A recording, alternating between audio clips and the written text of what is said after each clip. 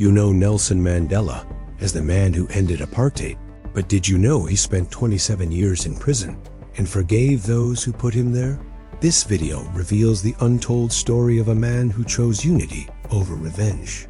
Behind the powerful speeches and historic presidency was a man who gave up his youth, his family, and his freedom for justice.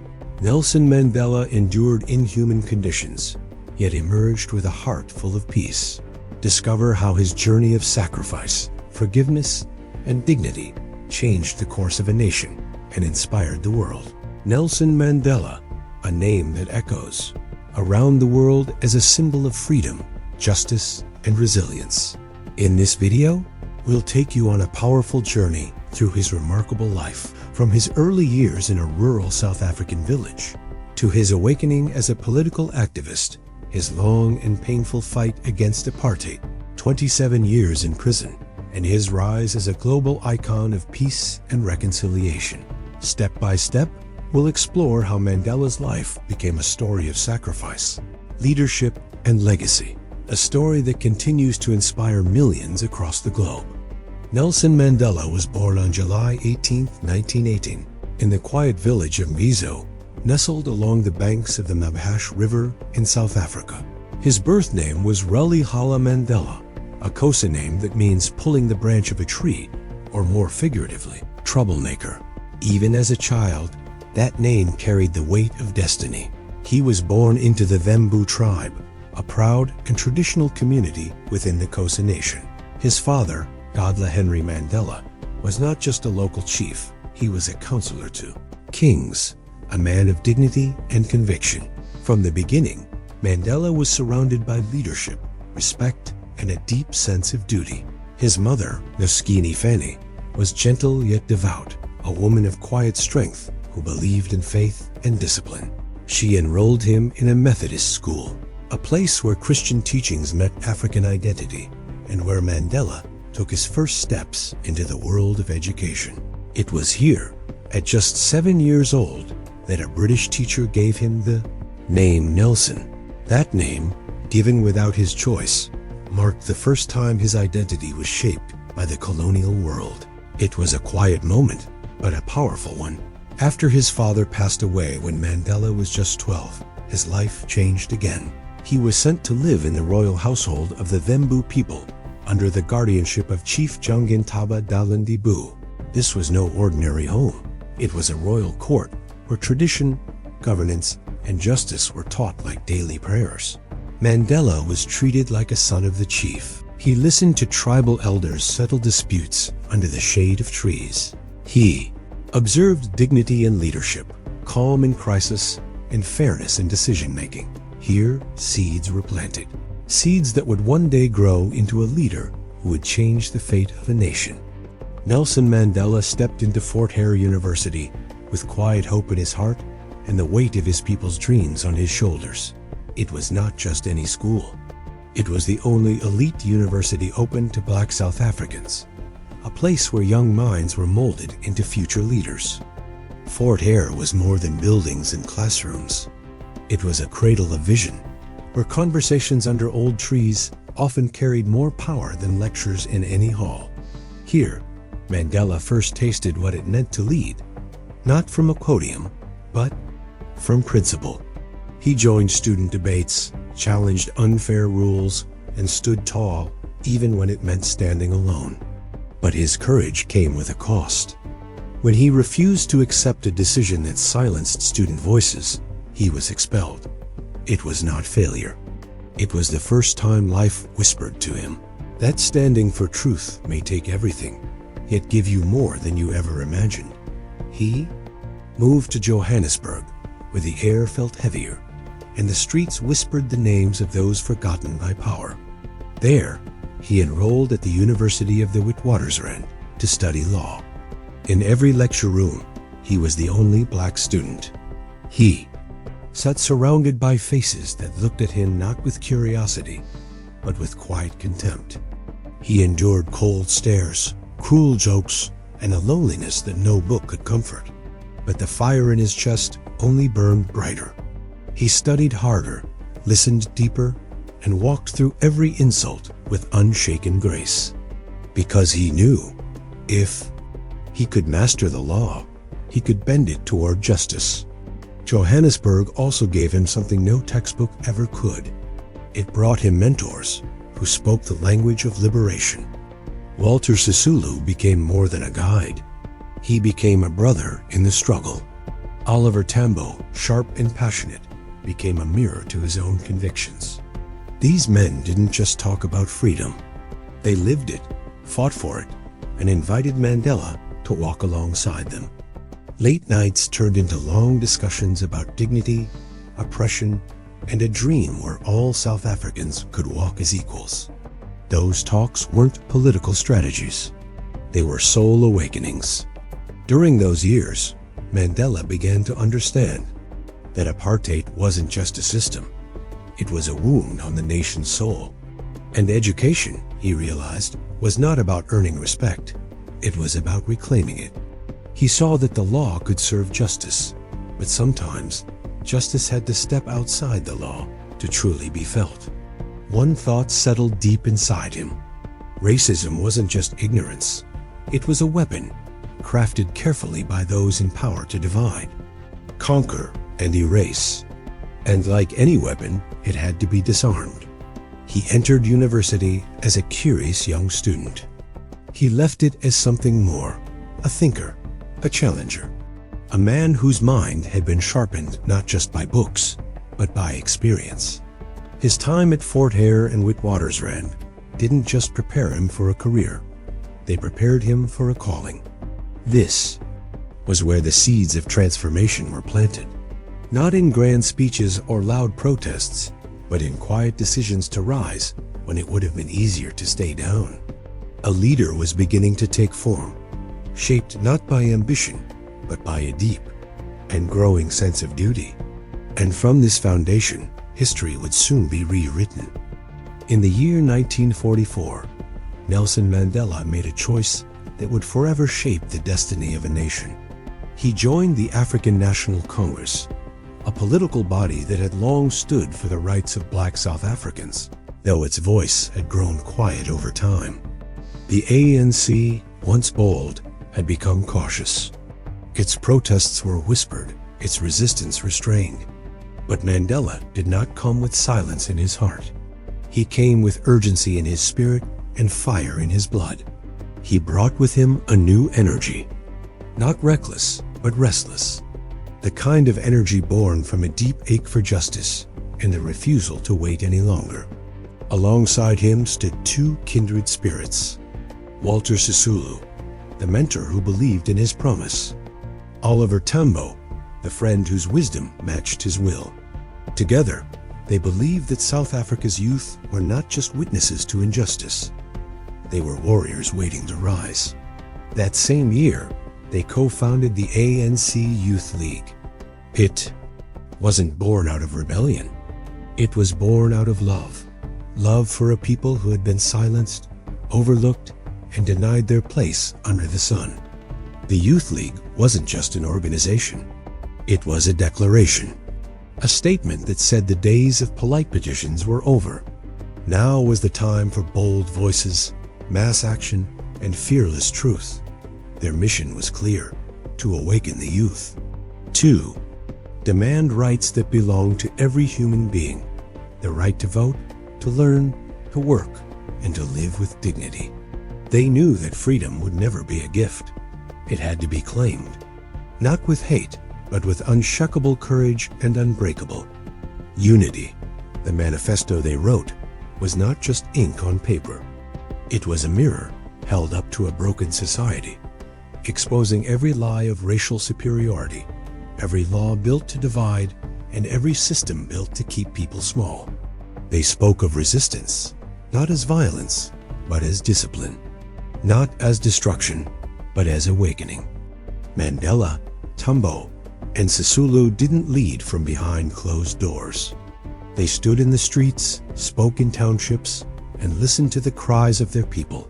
They weren't chasing fame. They were answering a call that echoed through generations.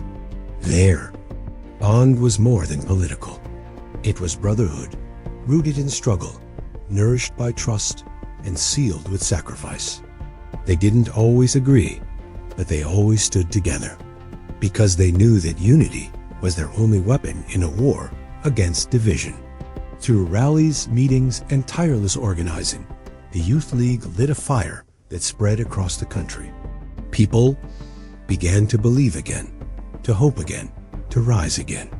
Mandela was no longer just a lawyer or an activist. He was becoming a symbol, a quiet force with a growing voice, unafraid to speak where others stayed silent. This was not simply the start of his political career.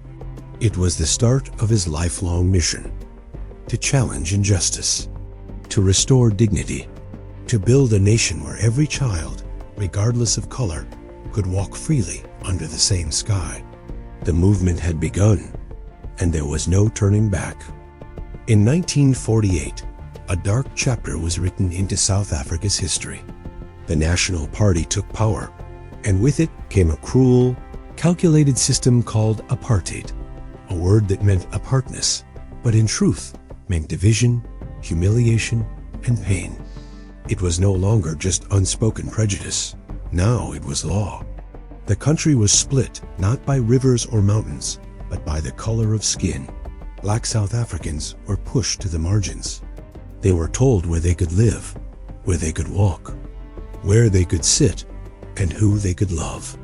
They were denied the right to vote, the right to learn, and the right to belong in the cities they had built with their hands. Signs were placed in public spaces, not to guide, but to exclude. Separate benches, separate buses, separate schools, even separate graves. But in this silence, a storm was quietly building.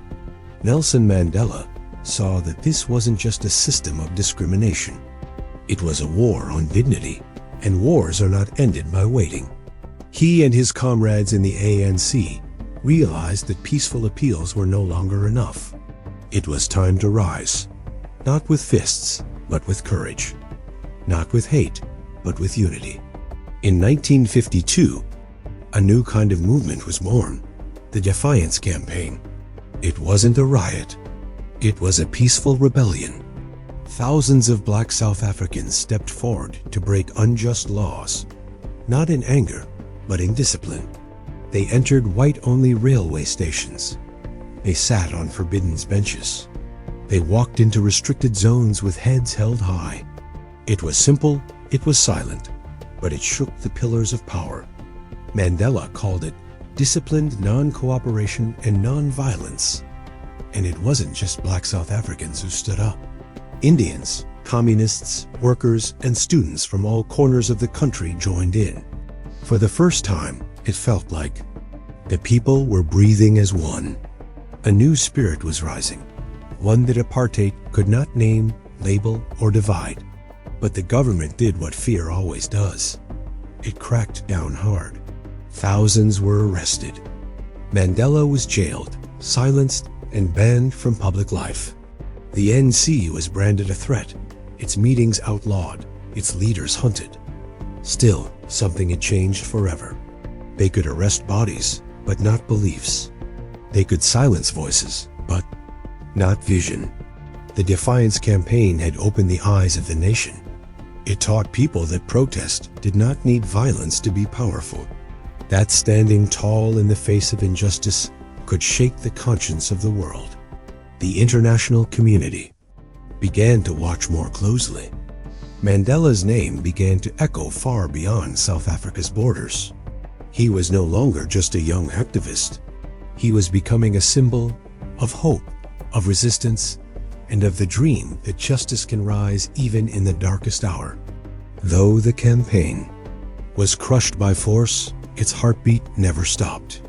It had lit a fire in the hearts of millions, a fire no law could extinguish. And for Mandela, it was a turning point, not just in strategy, but in soul.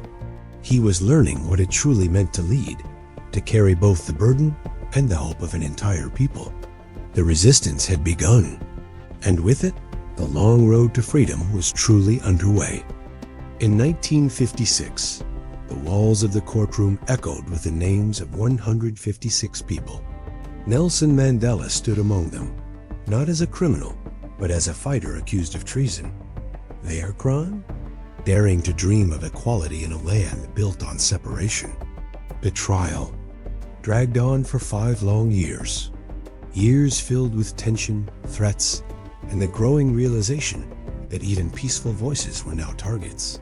Though Mandela and his comrades were eventually acquitted, the message was clear. The government was not just resisting change, it was terrified of it.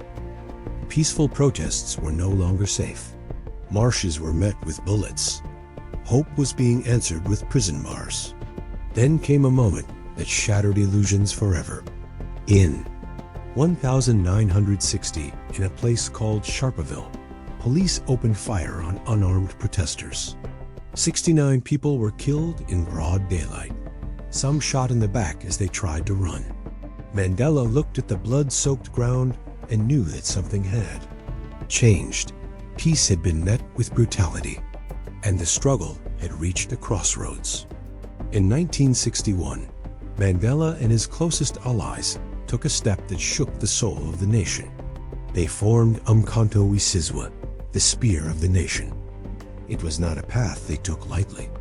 It was a path born out of desperation, not vengeance. The mission was clear: to damage the systems of apartheid, not the lives of the people. Their attacks were aimed at government buildings, infrastructure, symbols of the state's cruelty. Always in darkness, always with care to avoid innocent blood. Each act was more than sabotage. It was a message that the oppressed would no longer beg, that the cries of the poor could now shake the gates of power. Mandela called it a form of public awakening, a sound louder than silence, but gentler than hate.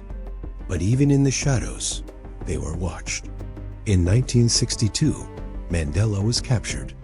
He was on a secret journey, building alliances, gathering strength for the road ahead.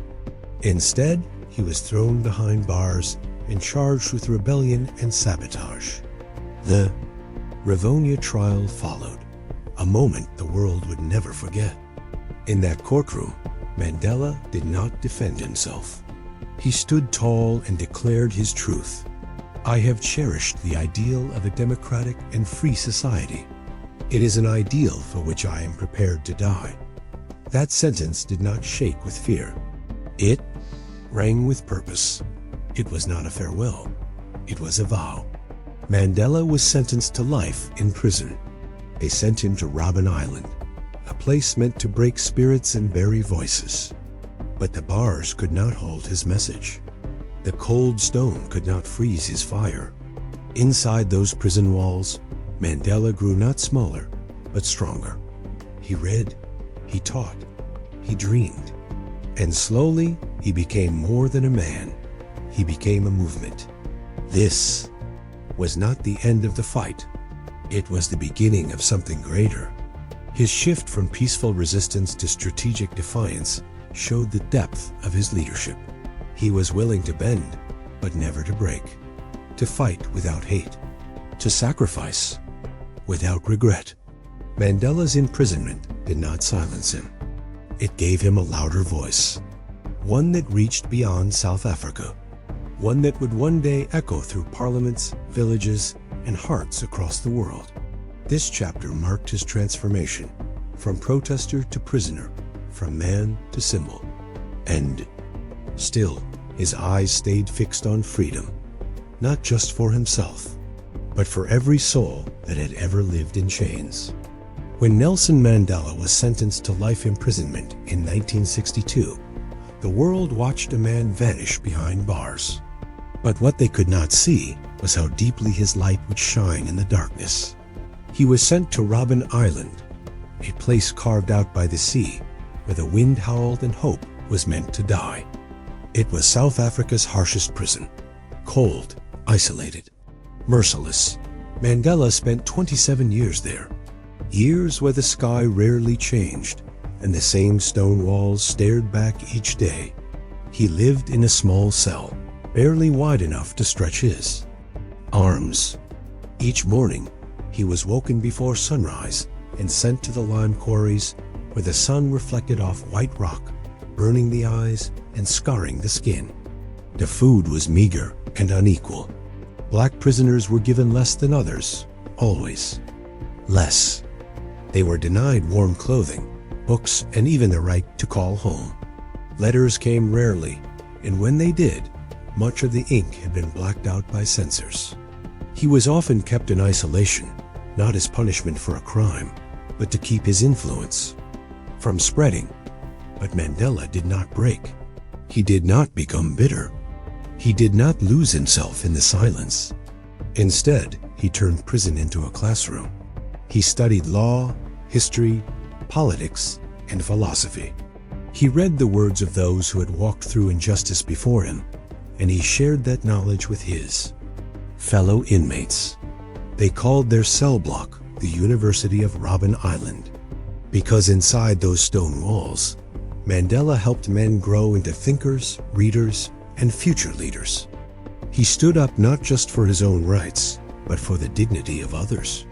He challenged prison conditions calmly, firmly, and always with dignity. He demanded better food, equal clothing, and access to education. He organized hunger strikes, negotiated with wardens, and led with quiet strength. Even some of the guards began to respect him, not out of sympathy, but out of awe. They had never seen a prisoner so calm in chains. While his body remained behind bars, his name escaped. Across continents, people began to chant, "Free Nelson Mandela." His photograph was banned in South Africa, yet his face appeared on posters, murals, and banners around the world. Musicians wrote songs for him. World leaders called for his release. Children learned his name before they learned their own countries. He had become more than a prisoner. He had become a symbol of courage, of resistance, of unbreakable hope. Through the 1980s, the pressure on South Africa grew. Sanctions tightened. Diplomats withdrew. Protests roared in cities from London to Lagos. The country's own people began to rise with more force, more unity, more fire. And then, on February 11, 1990, the gates of Victor Verster prison opened. Nelson Mandela walked out, older, grayer, but standing tall. The world stood still. It was not just the release of one man. It was the return of a leader, a father, a voice that refused to die. His 27 years in prison were not wasted. They became a monument to patience, endurance, and moral strength. He showed the world that true power lies not in revenge, but in rising above hatred. That dignity can survive even when justice is denied, and that even in chains, a man can be free if his heart remains unshaken. Mandela did not leave prison with bitterness. He walked out carrying forgiveness, vision, and the dream of a nation reborn. It was the beginning of a new chapter for him and for the soul of South Africa. In 1994, the sun rose over a new South Africa. For the first time in history, every citizen, black, white, colored, or Asian, stood equal before a ballot box. No more racial bars. No more second-class votes. Only the voice of the people, free at last to shape their future. The lines stretched for miles. Old women in headscarves, young men in suits, mothers carrying babies on their backs. They waited patiently, some for hours, just to place a mark beside a name they had only dreamed of choosing before. It was not just an election, it was a resurrection of hope. And when the results were announced, it was clear. The African National Congress had won, and at its helm stood Nelson Mandela. The world cheered, but South Africans wept, because this was more than a political victory. It was the moment when centuries of oppression finally gave way to the promise of freedom. Mandela became the first black president of South Africa. But more than that, he became a father to a fractured nation. He did not rule with triumph in his voice. He led with forgiveness in his heart. Where others may have sought revenge, Mandela spoke of unity. He reached out to his former enemies, not with bitterness, but with open hands, because he knew that peace was not the absence of war. It was the presence of justice. His government set out to heal what apartheid had broken. In schools, children of all races began to learn under the same roof. The walls of segregation were replaced by chalkboards, filled with promise. New homes were built for the poor. Clinics opened in towns that had long been forgotten. Healthcare, once a luxury for a few, became a right for all.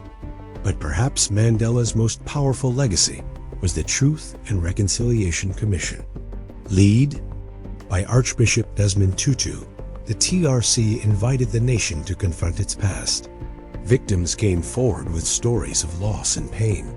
Perpetrators confessed crimes once hidden in shadows. It was not about punishment. It was about healing. The country did not forget, it forgave. And in doing so, it found a way forward. Mandela reminded his people that unity was not found in sameness, but in shared destiny. He used every tool he had, even sports, to bring people together. When South Africa hosted the 1995 Rugby World Cup, Mandela walked onto the field, wearing the jersey of the national team, once a symbol of white pride. In that moment, even the hardest hearts began to soften. The cheers that filled the stadium weren't just for rugby. They were for a new nation, learning to love itself. And when his term ended, Mandela did something few leaders have the courage to do. He stepped down, not out of pressure, not out of weakness, but because he believed that true leadership means knowing when to let others lead. He left office not clinging to power, but handing it over with grace.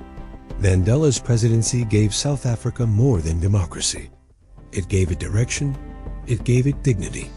It gave it a future built not on the ashes of division, but on the foundations of reconciliation. He led with courage, he governed with compassion, and he walked away with integrity. His time in power proved one eternal truth, that when leadership is grounded in love, even a broken nation can heal. And when a leader dares to forgive, the world dares to follow. In 1999, after just one term as president, Nelson Mandela did something rare in the world of politics. He stepped down, not because he had to, but because he believed it was right. He had always said that leadership was about service, not power. And when the time came, he proved it. With quiet grace, he passed the torch and walked away, not into silence, but into a new kind of purpose. Even in retirement, Mandela never stopped working. He turned his energy toward the causes closest to his heart. He created the Nelson Mandela Foundation, a beacon for education, human rights, and poverty alleviation. It wasn't about his name, it was about the future, about building a South Africa that cared, listened, and healed. One fight, though, touched him more deeply than the rest: the fight against AIDS. While many turned away in fear or denial, Mandela stood up and called it a national emergency. It was personal. He had lost his own son to the disease, but instead of hiding his pain, he used it. He told the world, silence is equal to death. We must speak out against this disease. And with those words, he broke the silence of a nation. Even in his later years, Mandela remained a global force for peace. He traveled the world, not as a president, but as a peacemaker. He spoke in parliaments, universities, and international forums, always with the same calm strength, the same deep wisdom. He urged leaders to put people above politics, truth above pride, and love above fear. Wherever he went, people stood to their feet, not just in respect, but in gratitude. The world could not stop honoring him. He received the Nobel Peace Prize. He received honorary degrees from the greatest universities on earth.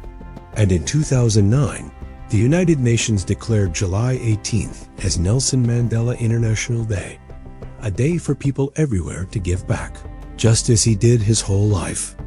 And then, as time gently passed, Mandela began to retreat from the public eye. His voice grew softer, but his presence never faded. He had already said all he needed to say. He had already done all he needed to do. On December 5, 2013, Nelson Mandela passed away at the age of 95. The news rang across the globe like a bell tolling in the heart of humanity. From world leaders to school children, from Nobel laureates to farmers, tears were shed for the man who had once walked out of prison and into history. He was given a hero's farewell. South Africa buried him with full state honors. But his real monument is not in stone or bronze. It is in the hearts of those who still believe in justice, dignity, and reconciliation. Mandela's retirement was not an ending. It was a transformation. A reminder that true leadership is not measured by titles or time in office. It is measured by impact, by humility, by the lives touched long after the speeches have ended. Even in death, Mandela teaches us that a man who walks away from power with grace can hold more influence than one who clings to it. That love, even when wounded, can still heal a nation, and that a voice, once silenced by chains, can rise to inspire the world for generations to come. Nelson Mandela's legacy stretches far beyond the borders of South Africa. He became a global symbol of peace, dignity, and human resilience. His life story proved that even in the face of deep suffering, one can choose forgiveness over revenge, and unity over hatred. In South Africa, he is lovingly remembered as the father of the nation. He did not just fight for political rights, he helped build a new identity for a divided country. Through his vision and humility, he brought Black, white, Indian, and colored communities together, not as enemies, but as one people. The world recognized his impact in extraordinary ways. In 2009, the United Nations declared July 18th, his birthday, as Nelson Mandela International Day. On this day, people everywhere dedicate 67 minutes of service to honor his 67 years of public life. Mandela taught the world powerful lessons: that patience is not weakness, that sacrifice is not defeat, and that real change begins with moral courage, not weapons or war. He served only one term as president and stepped down with grace, showing the world that true leadership means knowing when to lead and when to let go. Today, his name lives on in books, schools, streets, and hearts around the world. But more than anything, his spirit lives on as a quiet, steady voice, reminding us that character, not power, shapes history. Here ends this powerful chapter in the story of Nelson Mandela, but his legacy still breathes in every heart that believes in freedom. If you're still with us, show your support by giving this video a like. Let us know in the comments which moment of Mandela's journey touched you the most. And don't forget to subscribe to our channel so you never miss more true and inspiring stories like this one.